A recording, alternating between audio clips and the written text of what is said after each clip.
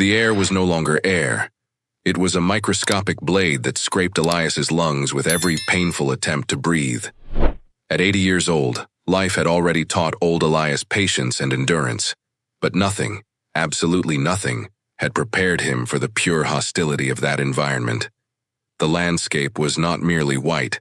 It was the abyss of whiteness, a void where the silence was so dense it seemed to crush the eardrums. And at the center of that frozen inferno, he stood. Elias was freezing at an unimaginable negative 71 degrees Celsius. The number, 71 degrees Celsius, was not just a meteorological statistic. It was a death sentence, a physical limit imposed by nature on human survival. At such temperatures, exposed skin suffers frostbite in less than 30 seconds, and breathing the air without proper protection irreversibly damages lung tissue. Elias, a man who knew the tricks of tundra winters like the back of his wrinkled hand, was about to lose his final wager against the climate. His fingers, even wrapped in sheepskin wool gloves and leather overmittens, had lost all sensation hours ago. He moved them uselessly, trying to create friction, a spark of heat, but it was like trying to light a fire with ice. The cold was insatiable, penetrating layers of thermal clothing, skin, muscle, until it began draining heat directly from the bone marrow. Elias knew he had entered the terminal phase. The treacherous drowsiness, the sweet promise of rest that hypothermia offers before shutting everything down. He was silently saying goodbye, closing his eyes beneath the tightened hood, when he felt a warm, urgent tremor beside him. Coda. Coda was more than a dog. He was Elias's last tether to this world. A robust Malamute husky mix with dense silver wolf fur, Coda was warmth-given physical form. The sole reason Elias had managed to extend his life for a few more hours after the snowmobile failed, broken beyond repair, 3 days' walk from the nearest cabin. What Coda did in those critical moments, as death brushed Elias's face, transcends any rational understanding of animal instinct. It is an act of love and sacrifice you have to hear to believe, a story that redefines the fragile boundary between survival and unconditional loyalty, and one that will, inevitably, make you cry. Elias and Coda lived by choice in deep isolation, in the far reaches of interior Alaska, where civilization was little more than a distant memory, and winters were legends whispered in fear. Elias's wife had passed away 10 years earlier, and the promise he made to her, to never leave the land they loved, kept him there.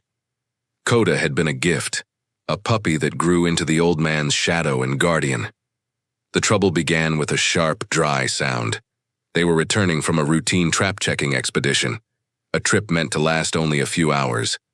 The snowmobile, old but reliable, coughed and died. Elias tried to fix it, his aged, slow hands battling frozen grease and metal bolts that burned on contact. In normal winter temperatures, it would have been an inconvenience. At 71 Cundis, it was a death warrant. He managed to erect a small emergency shelter, a thin tarp and a few reflective foil insulators. Coda curled in immediately, using his body as a natural radiator. But at 71 degrees, even body heat, especially from a dog, dissipates rapidly. Elias knew they had at most 12 hours before the fuel in the portable heater ran out, and the shelter's interior dropped to lethal freezing levels. The heater had stopped 3 hours ago. The tension grew with every breath. Elias tried to keep his mind occupied, thinking of old times, laughter, the smell of coffee in the cabin. But the cold was an insistent tyrant, demanding all his attention. He began to shake uncontrollably, violent spasms that consumed his last energy reserves. "Coda," he whispered, his voice thin and weak. "My good boy, it's over." Coda did not respond with a bark or whimper. The dog was acting strangely. He was agitated, digging uselessly at the frozen ground inside the makeshift shelter. His snout was raised, sniffing the frozen air with feverish intensity. Elias noticed the dog wasn't shivering. His energy was focused into something resembling human determination. Elias tried to reach the emergency bag to grab the last piece of high-calorie chocolate he'd saved, but his arms felt like they weighed a ton. His vision blurred. The white of the snow and the gray of the sky blended into a soothing haze, Cerebral hypoxemia was advancing, gently guiding his mind toward eternal sleep. "Go, Kota," he managed to hiss. "Go home. You can find the way." He was offering his companion the only chance at survival. The dog could run. He was fast and had the sharpest sense of direction Elias had ever known. But Kota stayed. The dog stopped digging. He moved, not to curl closer to Elias's feet, which would have been the natural heat-preserving instinct, but toward the shelter's opening. The wind howled outside with the ferocity of 1,000 wolves, carrying ice crystals that lashed the tarp. Kota sniffed the wind, released a low, deep, heart-wrenching howl, and then did something unthinkable. He moved away from Elias. The old man felt a cold panic that had nothing to do with temperature. His only source of warmth, his only companion, was leaving. Elias's heart shattered inside his frozen chest. He had tried to save him, but Kota was choosing freedom, individual survival. It was painful but understandable. Elias cried, tears freezing almost instantly on his cheeks. He closed his eyes, accepting the end. The cold now felt almost comfortable. The sharp pain was gone, replaced by total numbness. He thought of his wife, of the warmth of a fireplace, and prepared for darkness. Then he felt it. Not the gentle, warm touch Kota usually gave with his snout. It was a massive, sudden, desperate weight pressing against his chest and neck. Elias tried to open his eyes, and what he saw pulled him back from the brink of unconsciousness. Kota had returned. The dog had positioned himself strategically, covering Elias's face, the most vulnerable area when breathing ultra-frozen air, with his hindquarters and thick tail.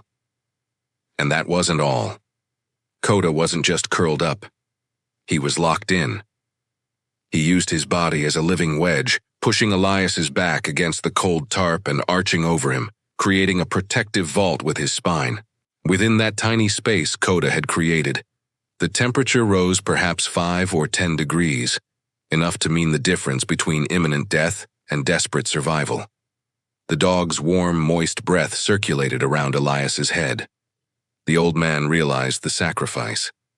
To protect Elias's head and torso, Kota exposed large areas of his own body, especially his paws and ears, to the brutal 71°C air. The dog was becoming a shield of flesh and fur against time itself. The shock, the adrenaline surge, and the outrage of seeing his friend suffer for him jolted Elias awake. "No, Kota! Get out! You'll freeze!" Elias tried to push the dog away, but his hands were useless. Kota only growled, a low, guttural warning. Not aggression, a command to stay still and accept the help.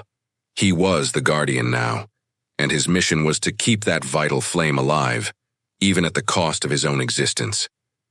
Elias's mind, now clearer, began to process what had happened. Why had Kota left? What had he been sniffing? What made him return with such urgency and such an extreme tactic? Though motionless, Kota was tense. He trembled, not from cold but from focused effort. Suddenly the dog began licking Elias's face frantically, not as affection but as an attempt to force him awake, nudging his head slightly so Elias could look toward the tarp. Elias strained his vision. His frozen breath clouded everything, but he saw it. At the shelter's opening, where Kota had paused before returning, the dog had vomited a small piece of dried meat Elias had been saving. But the meat wasn't the point. It was what Kota had done with the loose aluminum foil insulator Elias had left on the ground. Using his mouth and paws, Kota had carefully pulled the foil apart, tearing it into strips and placing them under his own belly before lying over Elias. The dog was using thermal reflection, something Elias had tried to explain to him many times, to minimize heat loss through the frozen ground and maximize radiant heat toward Elias's body. It was an engineering tactic, driven not by reason, but by a love so pure and desperate it bordered on the miraculous. Kota wasn't just sacrificing himself, he was planning survival. The realization struck Elias like lightning. Pushed to his instinctual limits, the dog was demonstrating a level of intelligence and empathy that defied nature itself. He knew Elias needed concentrated heat. He knew where heat was being lost, and he used the few resources available, his body, his breath, and a piece of metal foil, to build a bubble of life. The damp warmth of Koda's body, mixed with the rhythm of his breathing, began to thaw Elias's eyelids. He could smell the dog's wet fur, the scent of wilderness and warmth, the smell of salvation. But the sacrifice carried a terrible cost. Koda's ears, exposed to the merciless wind, were beginning to show signs of necrosis. His trembling, though controlled, was constant. His caloric reserves were draining at an alarming rate. Elias was alive, but now Koda's pain was his own. Summoning what strength he had left, the old man managed to move his left arm and wrap it around the dog's protective body. "You're the best of all of us, Koda," he whispered. Koda whimpered softly, not in pain but in contentment. Mission accomplished. As night deepened, Elias felt one last stir in Koda's body. The dog lifted his head, sniffed the wind again, and let out 3 short, sharp, rhythmic barks. 3 barks, the emergency signal Elias had taught him, used only when spotting a vehicle or aircraft. But Elias knew there were no aircraft, not out there. He was slipping toward unconsciousness, cradled by his friend's sacrificial warmth, when he heard it, faint at first. A distant hum fighting against the wind's howl, a sound that didn't belong to the frozen wasteland. An engine. Koda had not only saved Elias from freezing using foil and his own body, he had used his desperate barking to guide a miracle. What Koda had smelled earlier at the shelter's opening wasn't just wind, but the faint scent of burning diesel oil carried from miles away. He knew someone was near. He had stepped away to signal, and returned to protect the treasure he was saving. Koda's warmth was the last and only flame. Elias survived, not by luck, but by the indomitable loyalty of a being who chose love over life. End of part 1. If you have ever loved an animal unconditionally, prepare yourself to share this tribute to loyalty that defied 71 degrees C. Leave your reaction in the comments, because there is more to be told about the price Koda paid for this heroic act.